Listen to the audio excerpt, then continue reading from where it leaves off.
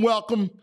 I would say a happy Red October, but it's kind of not. It's Red October has turned into Dead October, but we will continue with the MLB playoffs. And of course, nothing's like it. Nothing's more special than MLB playoffs in October. October baseball powered by Ace Hardware Home Services. Visit Ace Hardware Home Services online at acehardwarehomeservices.com to get started on your next project. Boy, do we love Ace Home Hardware Services. We always know that Ace is the helpful place, but it's helpful at home now. So your next job that you need at home, you don't need to worry about it. You don't need to worry about finding good people to do it because Ace is the helpful place. They have the people to get started on your next job, whatever that home project is. Like in my house, it's heat. It's October, November. We're about to embark on late fall and winter, and I need some heat. So I embarked on the Ace Hardware heat and air conditioning spot for me. Check it out, acehardwarehomeservices.com. Now to the in Philadelphia. Yeah, it's not good. It's a premature end to Red October. Phillies go down last night to the Mets in excruciating fashion, losing 4-1. And once again, we saw a lineup that failed to produce. Once again, the same thing that befell the Phillies last year in the NLCS takes them out in the NLDS. Not good at all. The lineup struggled. We got it. Since the leadoff home run by Kyle Schwarber, he has gone 0 for 11. He went 0 for 11, including the fitting end of the big strikeout when there was a glimmer of hope with runners on in the ninth inning last night. He was the tying run, just couldn't get it done, and kind of indicative to the whole thing. Trey Turner, another disappointing playoff. He struggled, man, struggled mightily. 0 for 4 last night. And again, he was 3 for 15 in the series. Other than game 2, where he was on base during the rally, he was on base before the Bryce Harper home run. Not much, and no extra bases. I mean, the thing that this lineup did not produce was timely hitting and extra bases. It was a shame. I mean, we saw it. We saw Alec Boehm's struggles throughout the postseason. Again, yesterday he was tough. Couldn't give you good at bats, and he just couldn't find himself. You saw it throughout. JT Realmuto again, just an awful series. 0 for 11 for JT. Could not get anything started. There was a couple moments, man, after the Bryce double. Man, in the sixth, that was a big piece of the game. They failed to get tack-ons, right? Those tack-on runs are huge in the playoffs. And after the Bryce leadoff home run, it just fizzled. And JT, a big part of that, 0 for 11 for Realmuto. And again, the whole bottom of the order, we talk about it, man, was just not consistent, didn't deliver. The issues abound, right? Like, you know, in this lineup, only Bryce Harper and Nick Castellanos were the only ones that gave you any kind of hope through the lineup. And the Phillies, let's face it, they had many chances in this series. It starts with squandering Wheeler, and they squander that gem of a performance. 1 hit, shutout, 7 innings, and they just squander it. It started then, because if you win game 1, it's just a different tone of the series. They lose game 1. They come back. They salvage it in game 2.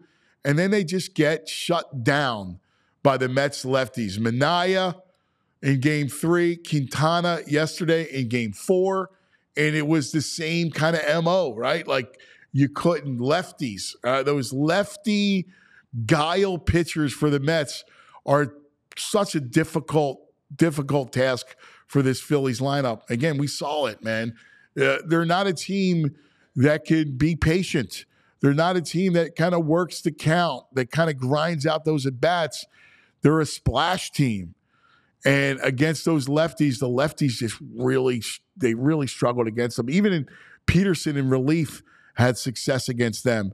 And that's something that they're going to have to address in the offseason, about changing the face of the lineup, changing the demeanor of that lineup is a big deal, man. It really cost them. And even just getting things started. In innings, if you go through the entire 4 games and all their at-bats, wow. I mean, they struggled. 3 for 28 in the leadoff batter in the series. And again, the first one was the Schwarber home run to start it off. So 2 for 28 with 3 walks and 2 hit batsmen. It's just not enough to get anything started. And that was really the story of the series, where they couldn't generate any kind of offense early. And the shame is you wasted Wheeler. Nola gave you a good outing in Game 3. And even yesterday, while Rangers struggled at times, loaded the bases in the first, loaded the bases in the second, he got out of it, right? He got out of it, man. He was able to kind of dance through the raindrops and get out of trouble. And he preserved the lead. And then I can't even blame. I mean, I know there's a lot of blame going on in Philadelphia. It's like, who you point the finger at? And, a lot of talk about Rob Thompson. I thought he managed a fine series. I don't think the manager was able to, was the problem here. I don't care what manager that you love, Joe Torre, right? Charlie Manuel, all the guys that we always talk about, Jim Leland, all these people, Tony La Russa. Give me the best of the brightest of the baseball managers in the history of the game. They're not going to be able to overcome what transpired. And going to Estevez, your closer, in that spot in the 6th inning, I don't really have a problem with it. They needed to get strikeouts, bases loaded. Hoffman leaked oil. It's a shame, man. He just couldn't find himself. You have the bases loaded, and you get the top of the order coming up. And I get trying to go to Estevez, who was throwing 100. I mean, going 4 straight fastballs. I mean, we could quibble. I mean, do you ride a change up there? You gave Lindor a chance to catch up to one. And boy, did he ever, sending it through the night.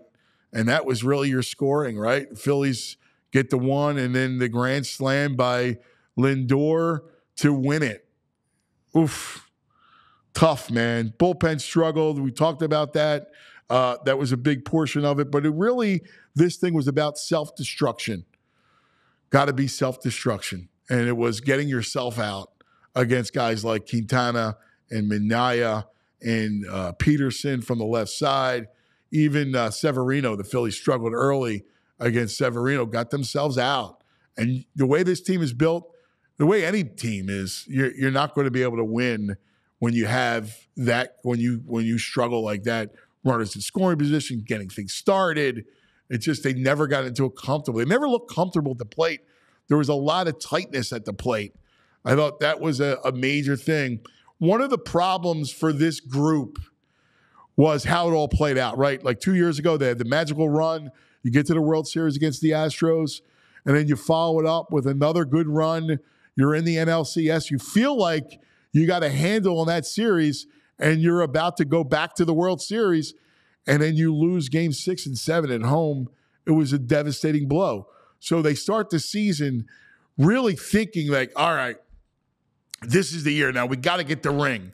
A lot of talk about Bryce Harper not having the ring, right? He leaves. Washington wins it. It was like, win it for Bryce, win it for owner John Middleton, who, proclaimed that, look, I want my trophy back, so I'm going to go all in. And there was this pressure on them, and you could almost smell it. They were gripping the bats. They were tight. The relievers were tight. I mean, 2 all-star relievers in Hoffman and Strahm, who pitched so well during the regular season, struggled in the playoffs, right? It felt like this team was trying to win a World Series with each of those division series games. Tough, man. It was tough. There's going to be a lot of change that we'll get into as the offseason unfolds, but it was a tough one. I've eulogized a lot of seasons. This is a tough one. This is a real likable group. It's a shame. It's a likable bunch. But now Dave Dombrowski, GM, who's probably a Hall of Fame general manager, has to figure out how to change this thing, how to take it to that next level where they can start to grind out at bats. There's just so much you can do. You're locked into a lot of big contracts, right? You're locked into Turner at shortstop with that mega deal. You love Harper, so, Bryce is here. And JT, you got 1 year left on his deal. He's a terrific defensive catcher. I'm not going to move on from him. And then all the other question marks, right? Castellanos had a really good year. So you're kind of not looking at him. You got to fix the 2 outfield spots. And then you look at the daycare, right? You look at Stott, Bohm, and Marsh. Right now, Marsh is the one that kind of seems like you got to move on from. Stott still young. And then Bohm, I know he had a rough series, but I still think there's a lot of talent in Alec Bohm. I'm not looking to move on there. You got to be open to some of the suggestions of what to do. Do you change the face of the lineup early, which means move Schwarber down to an RBI spot, go get a real leadoff guy that could kind of set the table for you? There's a lot of questions that needed to be answered.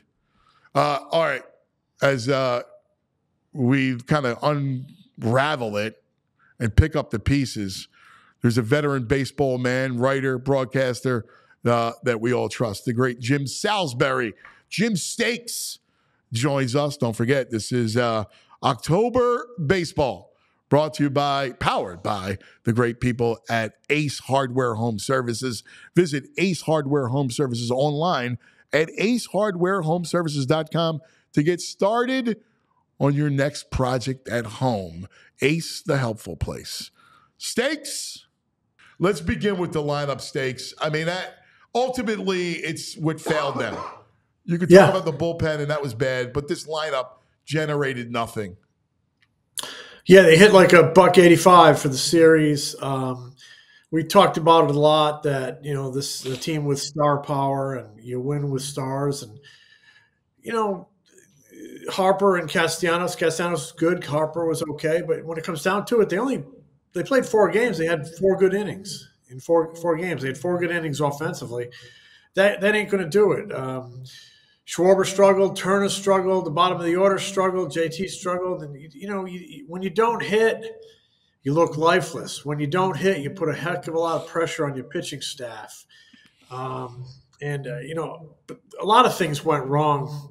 One of the big things to me that went wrong, and this goes back to the lineup, is you had a couple great things going for you to start this series. One of them was you had Zach Wheeler in game 1 at home. That's another great thing. And, they squandered both of them that day. And you get a leadoff home run from Schwarber. It electrifies the place, but they don't sustain offensively.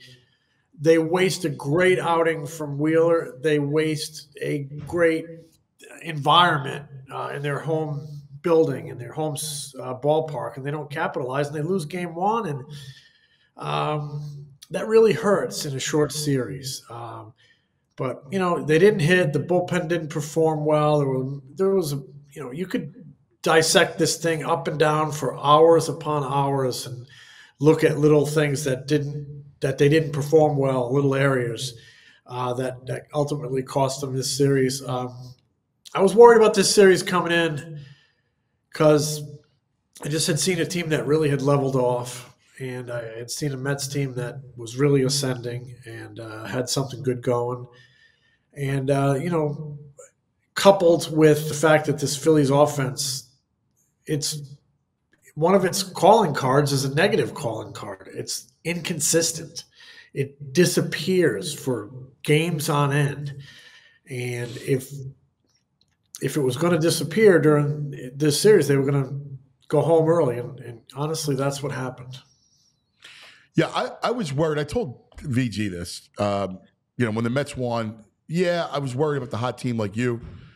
But what really concerned me was the Mets left-handed starters. Like, I look at this lineup and it's the same story as Arizona. It's failure against guile. And Minaya and Peterson and last night Quintana, they can't hit those guys. They can't. They have a bad approach. Their approach does not work against that type of pitching. You look at what Quintana was doing last night, right? Like, he is about change-ups, changing speed, right? Dive you in with a breaking pitch. He kept them off balance, just like Minaya did, just like Peterson did. And that's what needs to change. Something in the inherently in this lineup, they got to change this lineup because they fall prey to that every time. Yeah, I think it's because they have a lot of guests in their lineup, a lot of guest hitters. But, I told you yesterday Quintana was going to give him trouble because he's crafty and he's smart and he can execute and he can make you get yourself out. He can make the hitter get himself out by chasing stuff off the plate. And we saw a lot of that. Even Turner admitted it throughout the series. They got themselves out. When they're not going good, they're a really easy team to pitch to. And they're going to have to make some adjustments to that lineup for next year because you're going to have another high payroll. You're going to have, still you're going to be studded with stars and you're going to have this championship window. You need to support it. You can't just, let it die on the vine. So they got to go out and they got to try to fix some things, but it's going to be really hard because it's a very inflexible lineup with some of these, with the ages of guys and with the long-term contracts. Dave Dombrowski's a hell of a GM. I believe he's a Hall of Famer. But he's really got his work cut out for him this offseason because they need to change the mix a little bit. Get some contact in that lineup, get fewer strikeouts in that lineup, get somebody who's not maybe two guys that are not so easy to pitch to, and it's going to be difficult. He's going to have to show a lot of creativity.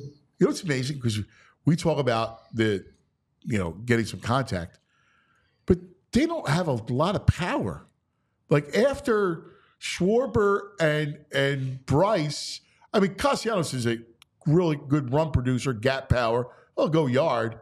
JT is kind of that in a light way, but they don't have, like we talk about power, like it's not like you can even rely on power because they don't have any.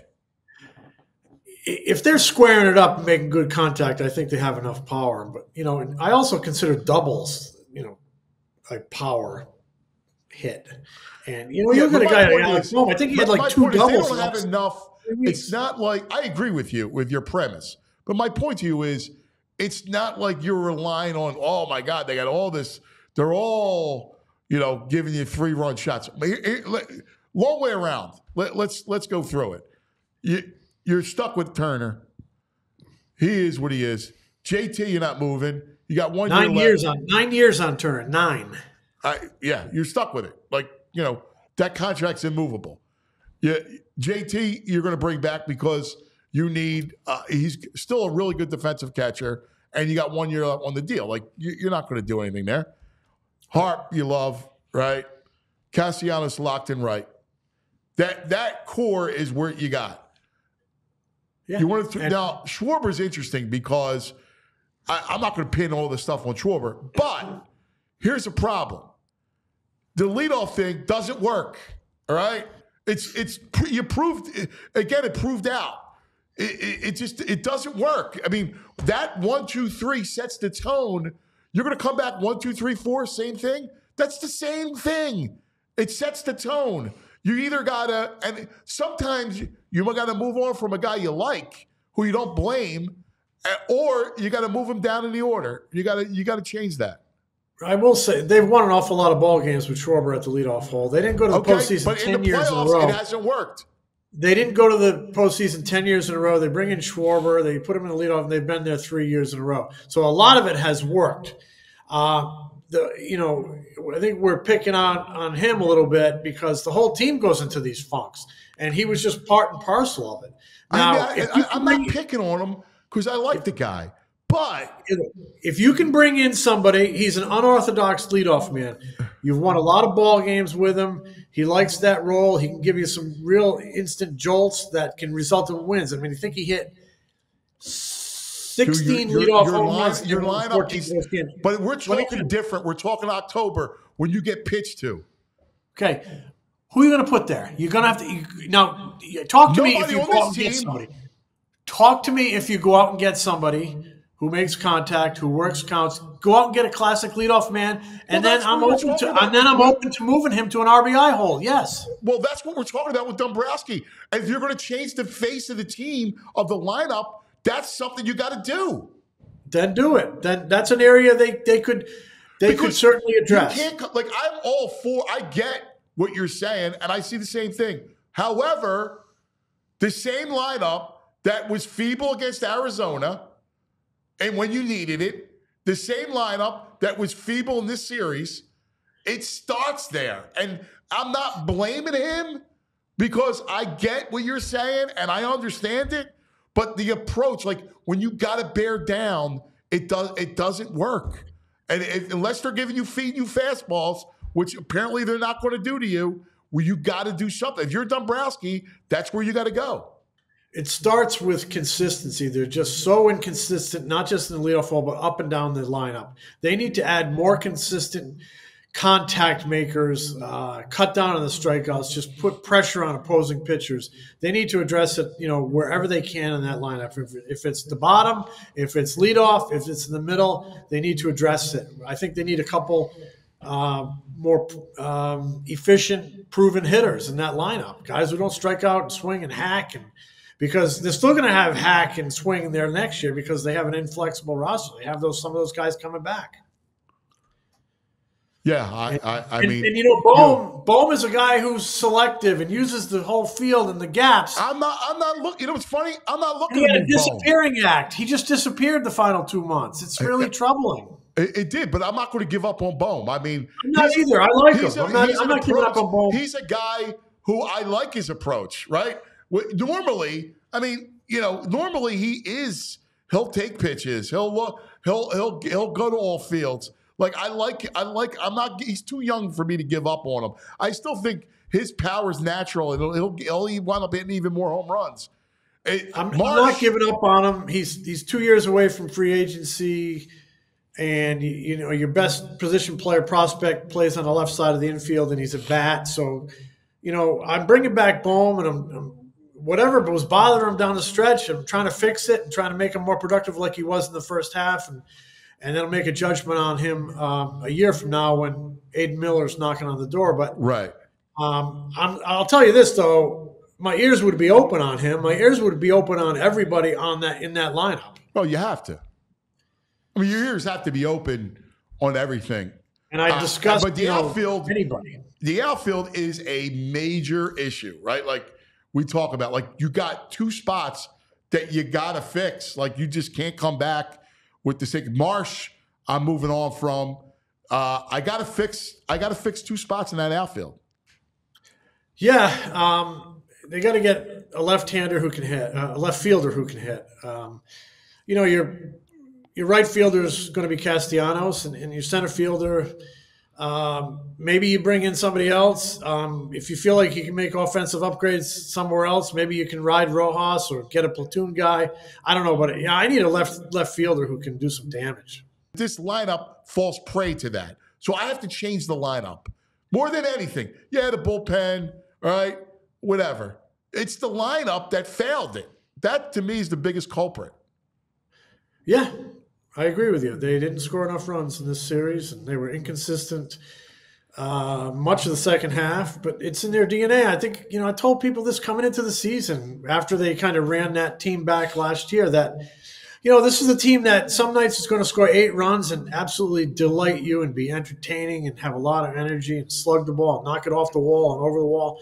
And then there's going to be nights they just disappear and they break your heart. Because that's the type of that's in their DNA, the swing and miss. They lack selectivity for the most part. A lot of guess hitters. So that stuff just disappears at times. And when it happens in the postseason, when it happens at an inopportune time, it really breaks your heart and you go home. But I think a lot of us could almost feel this coming, given the inconsistency they had in the second half, and given the team they were going up against. The Mets pitched them great. The Phillies, a lot of times their hitters got themselves out. You think back to the first half of Game 2, they were getting themselves out. Only for 4 innings did they show some selectivity and pound the ball a little bit. 4 innings out of 4 games. That's not enough. Well, they're leadoff hitters in innings. They were 3 for 28. They reached once, right? What's that? Didn't they reach base like one time? 3. Well, there were 3. Times. For each inning, they were 3 for 28 for the whole series. 3 walks, 2 hit batsmen. Obviously, Schwarber with the home run to lead off the whole series. But that, you can't do any damage if you're not getting on. Got to get on the sacks, man, and that's not always the leadoff man, Anthony. That ain't the number one hitter. Well, I'm giving you leadoff different innings, but they don't have the guys that work counts and grind at bats. They're a bunch of free swingers. I mean, how many games do we see? Bohm or this guy or that guy. He saw 7 pitches in the whole game. I mean, that's just not going to do it in the postseason because you're not running up pitch counts. I mean, look at last night's game. Everybody says, a lot of people saying Ranger pitched great. Ranger made some great big pitches with runners on base. I don't think he pitched great. He threw a handful of great. He danced through raindrops. He had some great breaking balls with runners on base to get out of trouble. But they worked him and they ran his pitch count up. Suppose he gets through 5 innings. Now Hoffman's coming into a clean inning. That might be a total different game. So every little piece feeds into each other, and every little piece plays off each other.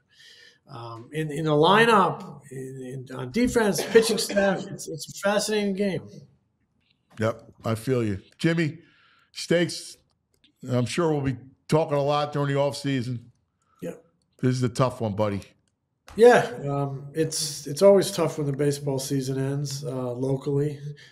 There was a lot of promise for this team and a lot of expectations. I mean, I also believe that expectations can smother a team, and I felt like this team was a little smothered by expectations. Totally. Something they got to deal with a little bit better next year as well.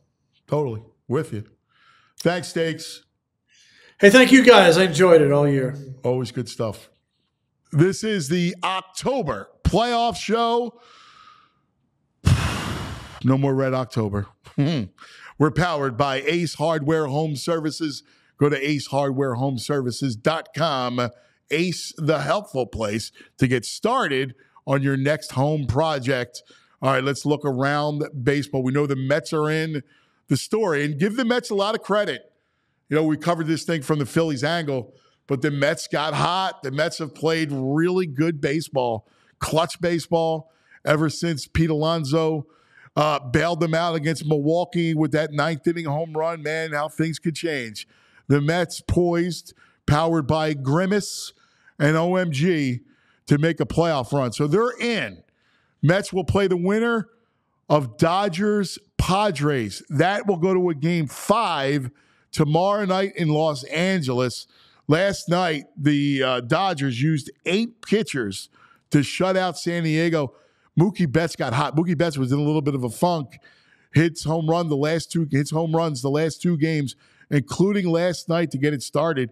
The Dodgers pitching kept San Diego off balance the entire game. 7 hits scattered, shut out. Dodgers win 8-0. Dodgers will go back to the bullpen, and the Padres will start Yu Darvish. This is a great series. Great baseball being played. I always thought San Diego had enough to get by him. It's a 1-game take-all in L.A. tomorrow night. On the other side of the bracket in the American League, man, this has been amazing. Another really good series. Start with the upstart Tigers, right? Tigers can finish it off in Detroit today against the Guardians. Now, Tanner Beebe goes for Cleveland. Very good. Tigers will go back to their bullpen and try to get magic out of the bullpen yet again. I do think Cleveland, and I like Beebe. I think the Tigers are playing that scratch out ball, right? Move runners, fly balls, take extra bases, manufacture runs. I think BB's really tough. I could see Cleveland kind of bouncing back here, forcing a game 5 back in Cleveland. So we'll take a look at today. Will be interesting in Detroit. It's a great story. Tigers are amazing. They're riding one pitcher and a bullpen, right? It's amazing how they're doing it. Tariq Skubal is fantastic. Of course, he's looked wonderful, unhittable. Good. Can they survive another bullpen game against Cleveland? We'll see that today. And then tonight, the Yankees try to move on. They can close out the Royals. It's Garrett Cole against Michael Wacha for Kansas City. That game takes place in KC. Let's see if they're magic, if they can pull some magic, one of the wild card teams to try to move on against Garrett Cole. Yankees win last night. Got some clutch play, man. Some clutch moments from the Yankees. And we'll see that sets up their game for tonight. Yankees, Kansas City, Cole Wacha in that series. So we'll see. It's been an exciting run, despite what happened here in Philadelphia, where Red October turns into Dead October. The red is the blood from the fans that run the streets of Philadelphia. Tough one, man. It's a tough one. We'll be back, though. We're covering the series, and we'll cover baseball playoffs all October long. Thanks to our friends at Ace Hardware Home Services. Don't forget, acehardwarehomeservices.com to get started on that next job that's in your home. All right? Ace, the helpful place. I'm Anthony Gargano, and we'll be back tomorrow. Have a great day, everybody. We all silly like the mayor.